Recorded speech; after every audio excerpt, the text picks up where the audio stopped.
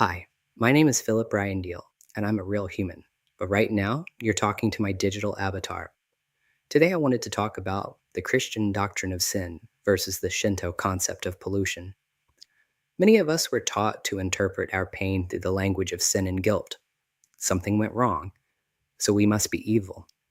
We made a mistake, so we internalize it, and we made that mistake our identity. And that's a very heavy burden to carry. You stop asking yourself, what happened to me? And you start asking, what's wrong with me? The problem is not always evil.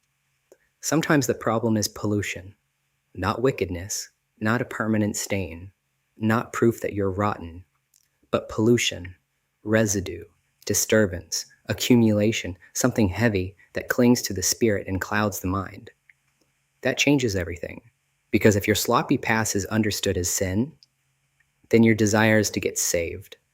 But if your past can be understood as pollution, now the question is, how do I cleanse and clear what has attached itself to me? Maybe some of what you call sin is actually grief. Maybe some of it's trauma. Maybe some of it is confusion, shame, bad teachings, bad company, overstimulation, fear, or years of carrying energy that doesn't belong to you. That doesn't mean that your choices don't matter, because they do. Some things were not evil.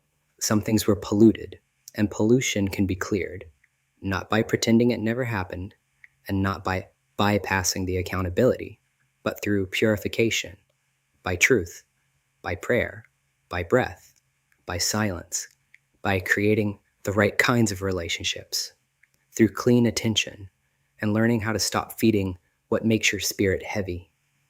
So for me, this is the reframe. Maybe salvation is not about being rescued. Maybe salvation looks like clarity. Maybe being saved is not always a dramatic event. Maybe sometimes it's slow and a return to inner cleanliness. And that is holy.